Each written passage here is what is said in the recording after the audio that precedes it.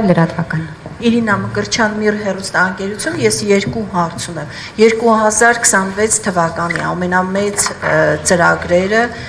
որոնք ֆինանսավորում են սպասում պետբյուջեից, բացի բանակին հատկացվող գումարը գիտենք, բայց այն մնացածը կուզեի ներկայացնեիք եւ կա ինֆորմացիա, որ այս տարի ծրագրերը, որոնք իրականացվում են պետության մասնակցությամբ, ազատվում են եկամտահարկից։ Ինչ գումարի մասին է խոսքը եւ մի քիչ ավելի մանրամասնեք այդ ծրագիրը։ Ենթադրենք սուբվենցիոն ծրագրերը, որոնք պետության մասնակցությամբ են արվում, իրենք ազատվում են եկամտահարկից։ Հիմա պատասխանեմ։ Ես չգիտեմ որևէ մեկին, ով որ ազատվում է եկամտային հարկից։ Ես գիտեմ, որ որոշակի ծրագրեր ունենք տեղեկատվական տեխնոլոգիաների ոլորտում, որտեղ մենք եկամտային հարկի մի մասը փոխհատուցում ենք։ Սա է հիմնական բանը, ես մոռացա իհարկե սրա մասին մանրամասն խոսեմ, որ մեր հարկային քաղաքականության նաև գործիքներից մեկը, իհարկե սա ոչ թե որպես արտոնություն ենք տվել, այլ նաև աջակցության ծրագիր ենք իրականացրել հետազոտական աշխատանքներ իրականացնող կազմակերպություններին, որոշակի հնարավորություններ ենք տվել ավելի մեղմ հարկային ռեժիմում կամ հետվերադարձի պայմաններում այս աշխատանքները իրականացնել, այնտեղ իհարկե կան նաև որոշակի արտոնություններ եկամտահարկի հետ կապված, եթե չեմ ճիշտ եմ հիշում 10% է եկամտահարկը այն մարդկանց համար, ովքեր զբաղվում են գիտահետազոտական աշխատանքներով, նախկինում նման բան չի եղել եւ մենք փորձել ենք նաև սրանով համահունչ լինել ժամանակակից միջազգային տենդենսներին 2026 թվականի հիմնական ծրագրերի մասին բազմաթիվ խոշոր ծրագրեր կան, խոշոր ենթակառուցվածքային ծրագրեր, որոնք կամ շարունակվելու են կամ մեկնարկելու են, օրինակ հյուսիս-հարավի, հարավի տորնենք աշխատանքներ ենք իրականացնում, օրինակ Քաջարան-Ագարակ հատվածում է ակտիվ շինարարություն եղել 2025 թվականին եւ դա կշարունակվի 26 թվականին, մեկնարկելու ենք աշխատանքները արդեն Սիսիան-Քաջարան հատվածում, այնտեղ հողի օտարումների հետ կապված աշխատանքներն են մեկնարկելու եւ հույս ունեմ նաեւ որոշակի շինարարական նախապատրաստական աշխատանքներ կլինեն այդտեղ։ Մենք միջազգային մի քանի կարևոր միջոցառում ենք պլանավորում իրականացնել մյուս տարի, այս տարի եւ դրա համար համապատասխան միջոցներ նույնպես պլանավորել ենք։ Սա կարելի է անվանել բավականին մեծ ծրագիր, դա COP17-ի անցկացումն է Երևան քաղաքում եւ այստեղ սպասում են 20,000-ից ավել մասնակիցներ, ինչը ընդհանրապես աննախադեպ ծավալ է մեր պետության համար, օրինակ համատության համար հիշեցնեմ, որ եթե մենք 24 թվականին մեծ հաջողությամբ անցկացրեցինք Եվրոպական բանկի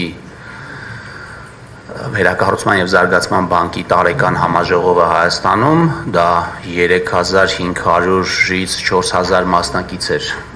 մասնակցել, դա կարելի ասել ամենամեծ միջոցառումներից էր, որը Հայաստանում տեղի ունեցել, այստեղ իհարկե մասշտաբը բավականին մեծ է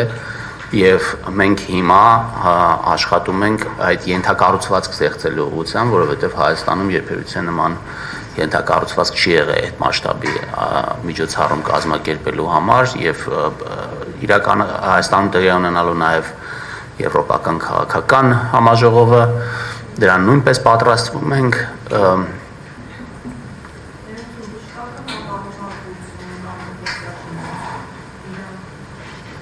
իհարկե շարունակվելու են դպրոցաշինության ծրագրերը շարունակվելու են բավականին շատ բան կա այդտեղ, ուղղակի որ բյուջեում դուք բացեք ինքներդ կտեսնեք, հիմա կարող է ես ամբողջ սպառիչ ցանկը ձեզ չկարողանամ թվարկել։ Շատ բարի, շնորհակալություն այս կողմից։ Բարոյ, շնորհակալություն։ Պարոն նախարար, 3 հարց ունեմ, մեկը վերաբերում է պարգևավճարներին։ Հանրության մոտ սրա շուրջ տարբեր են քննարկումները եւ զայրույթ կա նաեւ այս առումով հետեւյալն է հետաքրքիր։ Պարգևավճարները դարձել են աշխատավարձի մեխանիկական հավելում, այլ ոչ թե բացառիկ աշխատանքի գնահատական։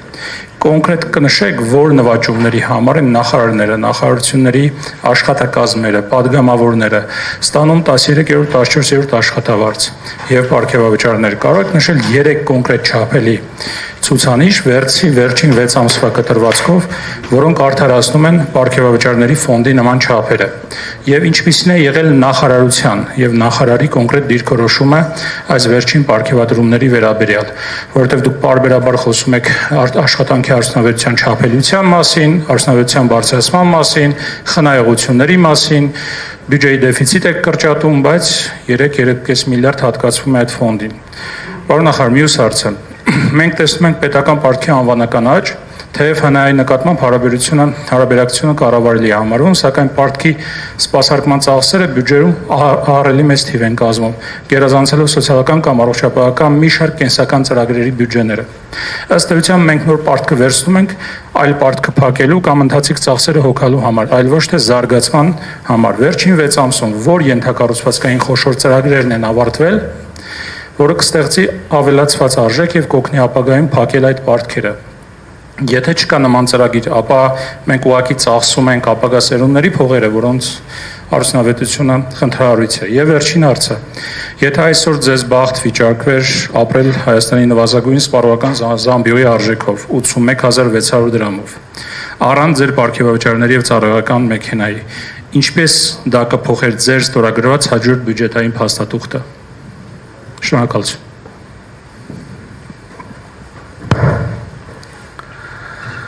Շնորհակալություն։ Նախ անդրադառնամ պարգևավճարներին, ուրեմն տեսեք, պետական պաշտոնյաների աշխատավարձը մեծ հաշվով վերջի 5-6 տարիներին չի փոխվել։ Եվ քննարկում եղել է 1-2 տարի առաջ այն մասին, որ այստեղ ինչ-որ բան է պետք անել, որովհետև ակնհայտ է, որ կան խնդիրներ կապված նրա հետ, որ որակյալ մասնագետներ եւ որակյալ կամ մեծ հաջողություն ունեցած մարդիկ, ովքեր մասնավոր հատվածում ստանում են բավականին բարձր աշխատավարձեր, իրենց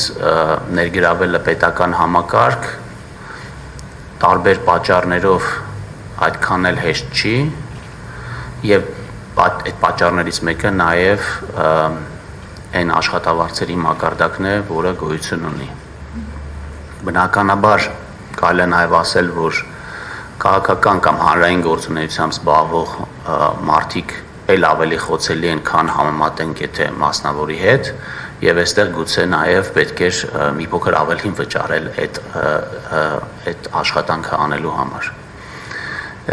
Այս քննարկումների ժամանակ իմ դիրքորոշումը եղել է նա, որ ուղղակի բարձրացնել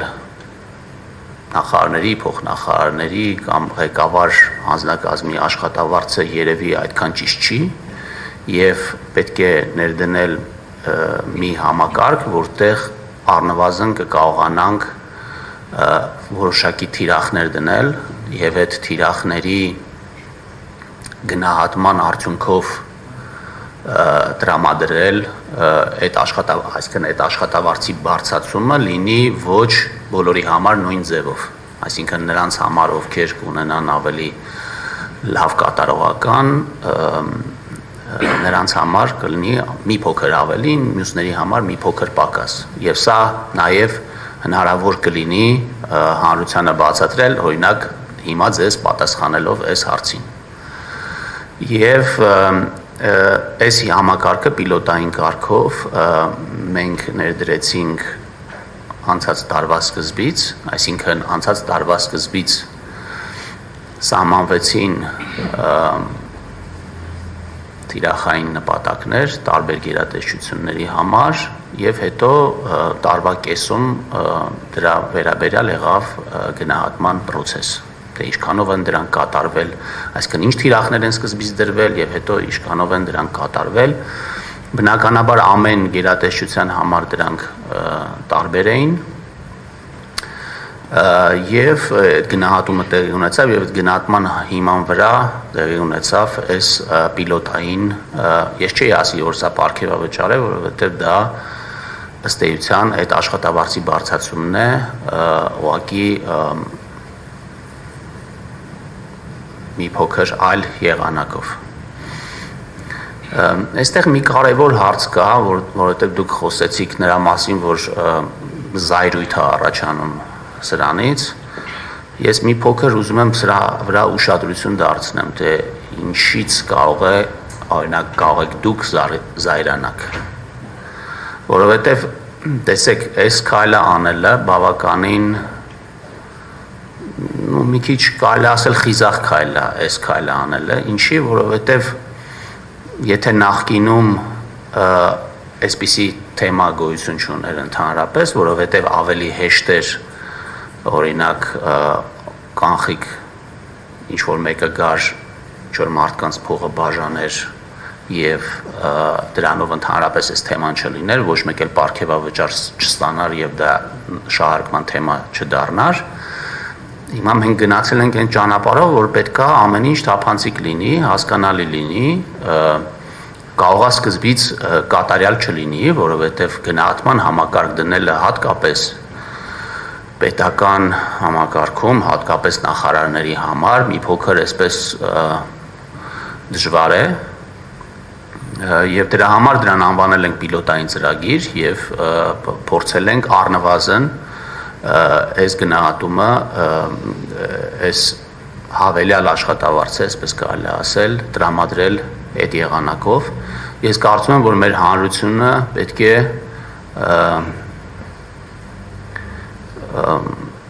առնվազն, եթե չասեմ գոհ լինի, ապա չզայրանա սրանից, էլի, որովհետև ասենք, չգիտեմ, սրա մասին է խոսում, օրինակ ես խոսեցի նրա մասին, որ մենք հավելյալ 300 միլիարդ հարկ ենք հավաքել։ Այդ հարկը հավաքվել է նրա պատճառով, որ պետական պաշտոնյաները բիզնեսով չեն զբաղվում, բիզնես չեն հովանավորում, ազատություն է տված տնտեսական գործունեություն իրականացնելու համար, մարդիկ զբաղվում են այդ գործունեությամբ, այդ ավել հարկերը վճարվում են, եւ այդ հարկերի մի մասը կարելի ասել, այո, պետք է վճարվի որպես աշխատավարձ եւ կարծում եմ, որ պետական բարձրաստիճան պաշտոնյաները, ովքեր բավականին լարված եւ ստրեսային աշխատանքով են զբաղված, առնվազն պետք է որոշակի սոցիալական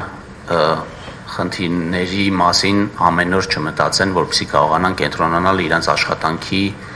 աշխատանքը կատարելության հասցնելու այս մեր հանձնառությանը։ Եվ իմ մոտեցումը այս հարցին այդպիսին է, որ այո դա ցավոտ է, այո դա կարելի է շահարկել, բայց թափանցիկությունը եւ հաշվետվականությունը այն քաղաքականությունն է, որը մենք որդեգրել ենք եւ այդ ցավոտ շահարկման գնով նույնիսկ պետքա գնանք այս ճանապարհին, իհարկե իրար հետ միասին պետքա գտնենք իհարկե, թե որն է այն վարձատրությունը, որը պետքա ստանա օրինակ նախարարը, որը Հայաստանի Հանրապետության համար կլինի արդարացի։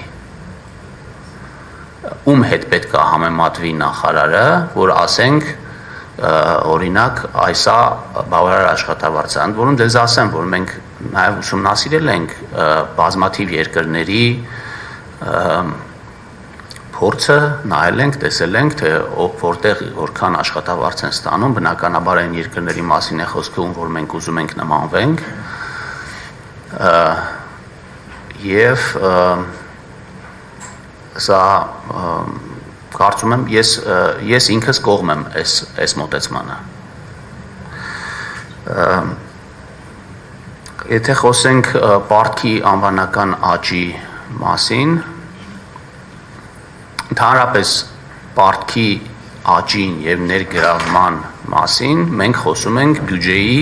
պլանավորման փուլում։ Այսինքն, երբ որ մենք որոշում ենք, թե որքան դեֆիցիտ պետք է ունենա մեր բյուջեն,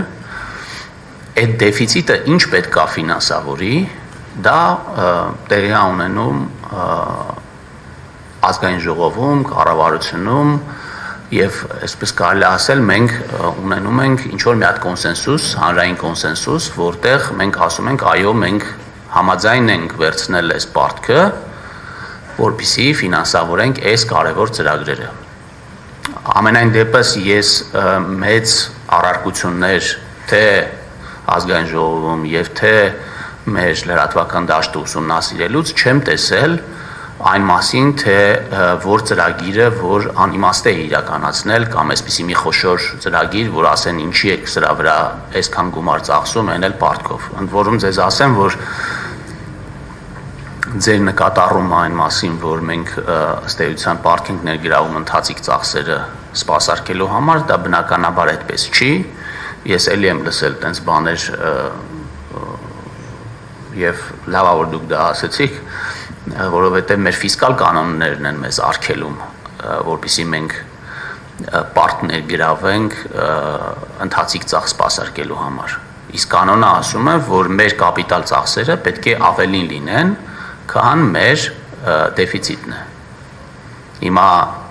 մեր դեֆիցիտը եղել է 5.5%, մեր կապիտալ ծախսերը եղել են, դեֆիցիտը արդեն ասեցի, դուք դեռ այստեղ չէիք, որ մենք ունենանք շատ ավելի փոքր դեֆիցիտ, քան պլանավորված էր 2025 թվականին, մոտավորապես իմ կարծիքով կլինի 4.5%-ից ավելի քիչ, պլանավորված 5.5%-ի համեմատությամբ, բայց մեր կապիտալ ծախսերը հնայում, եթե չեմ սխալվում, 6%-ից ավելին են։ Այսինքն կարելի է ասել, որ այդ ամբողջ պարտքը ուղղվել է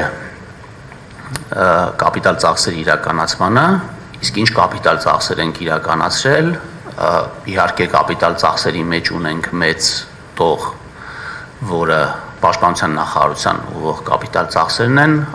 առիթ ունեցա ասելու, որ այդ ծախսերը եղել են 412 միլիարդ դրամ 2025 թվականին։ Նու բնականաբար, ասենք, եթե դուք բացեք մեր կապիտալ ծախսերի տողերը եւ կտեսնեք այնտեղ, որ կա ճանապարհաշինության ամենաբազմազան մեր երկրի համար կարևոր ենթակառուցվածքների ստեղծում, դպրոցաշինությունն է մեծ ծրագիր։ Եթե դուք ասում եք, որն են այն կապիտալ ծախսերը, որոնք ավարտվել են եւ պետք է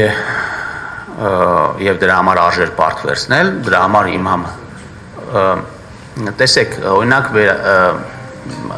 ավարտին է հասցվել Վեդու ջրամբարի կառուցումը։ Սա իրականացվել է զարգացման ֆրանսիական գործակալության միջոցներով, ամբողջությամբ վարկային միջոցներով է իրականացվել,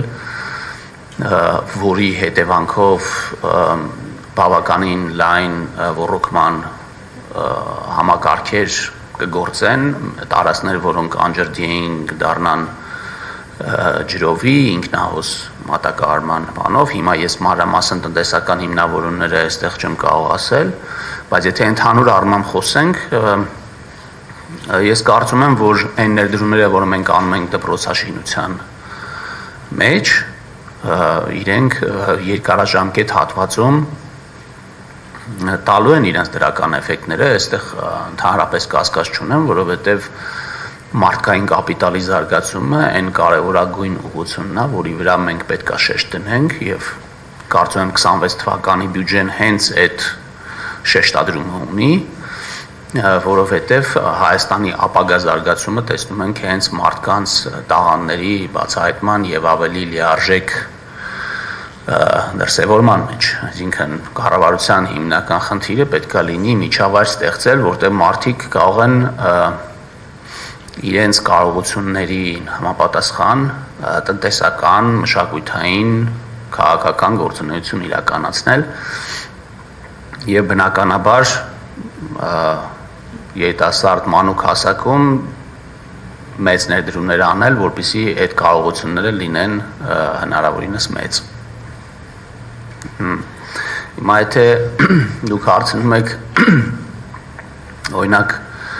ես ոնց կփորձեի փոխել բյուջեն, եթե ես ունենայի 81600 դրամ աշխատավարձ, ճիշտն ասած, երբ որ մենք բյուջեն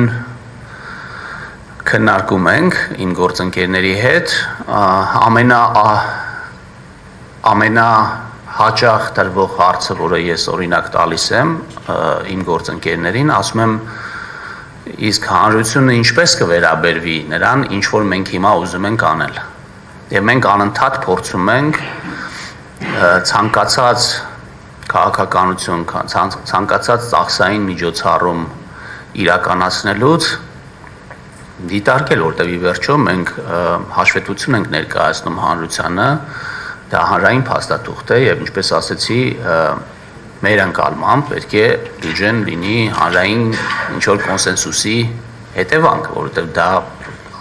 առնչվում է մեր հանրության գրեթե բոլոր շերտերին։ Եվ ես չգիտեմ մի բան, որը ես կանեի, եթե միայն իմ աշխատավարձը լիներ 81600։ Եթե ես չիմանայի օրինակ ինչպիսի հետևանքներ կարող է ունենալ Հայաստանում սոցիալական ծախսերի կտրուկ բարձրացումը, կարող է եւ մտածեի, որ արժի այդ փոփոխությունը իրականացնել։ Բայց քանի որ մենք նաեւ պատասխանատու ենք ֆիսկալ կայունության համար եւ պատասխանատու ենք նաեւ նրա համար, որպեսզի սոցիալական ծախսերը մենք որոնք ստանձնելու ենք այսօր կարողանանք նաեւ վաղը սպասարկել, բնականաբար այստեղ ու գուցե ինչ որ մեկի կարծիքով դա